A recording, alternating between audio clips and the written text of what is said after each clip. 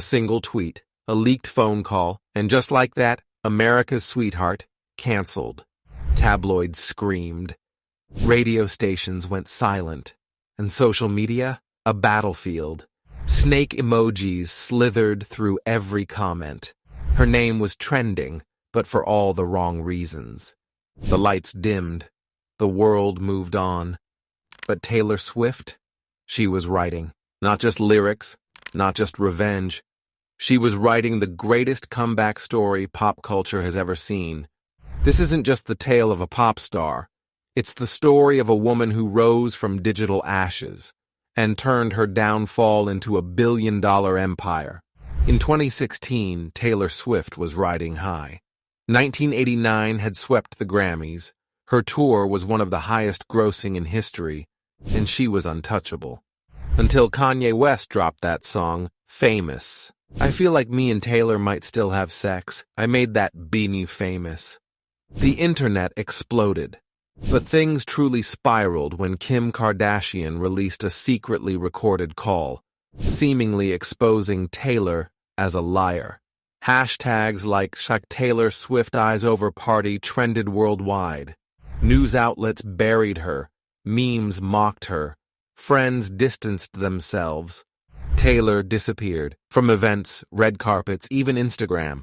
What the world didn't know was she was watching, planning, rebuilding. 1 year later, silence shattered. A black screen, a slithering snake, no caption, just vengeance. When Reputation dropped in 2017, it wasn't just an album, it was a declaration of war. Dark, edgy, unapologetic. It was Taylor's response to every headline, every betrayal. Songs like Look What You Made Me Do weren't just catchy, they were coded messages, layered with meaning, aimed at her critics. The visuals? Black latex, thrones, diamonds, and snakes. She wasn't asking for forgiveness. She was taking back control, and with it, the fans, the sales, the power. In 2019, Taylor dropped a bombshell. Her former label, Big Machine Records, had sold the masters of her first 6 albums, without her consent, to Scooter Braun, a man she accused of years of manipulation. But instead of backing down, she made a bold move. She re-recorded everything. Taylor's version wasn't just branding, it was rebellion, it was ownership, it was legacy. With every re-release, Fearless, Red, Speak Now, she shattered streaming records, charted again, and took back what was hers. And more importantly, taught an entire generation of artists the meaning of creative control. In 2023, Taylor launched the Eras Tour, a 3-hour, 44-song, multi-era masterpiece. It wasn't just a concert, it was history. Tickets sold out within minutes. Entire stadiums shook with sound. Cities renamed themselves. Airlines created flight discounts. Economies shifted. The result? The tour is now projected to become the highest-grossing tour in music history, crossing $1.4 billion. Swift didn't just return. She redefined the scale of a comeback.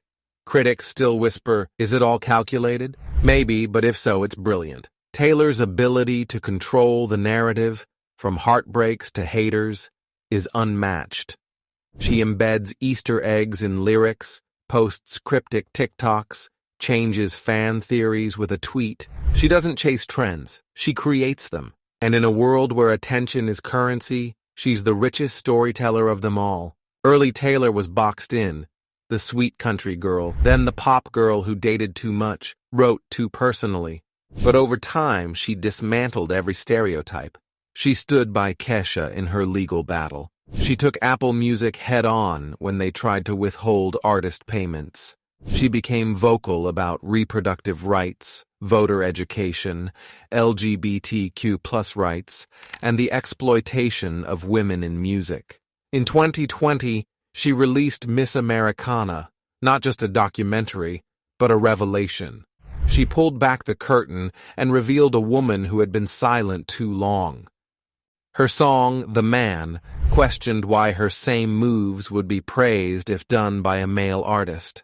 Her political endorsements flipped voter engagement.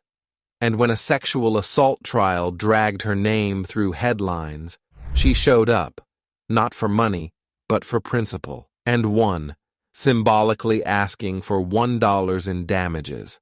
Taylor Swift didn't just sing about empowerment, she lived it. In 2024, Forbes officially declared her a billionaire. But that's not what defines her legacy.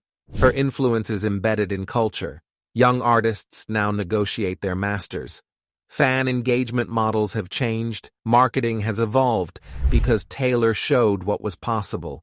She created an economy around her name: music, merch, movie theaters, live streams. Her Eras tour alone uplifted entire cities' tourism and businesses.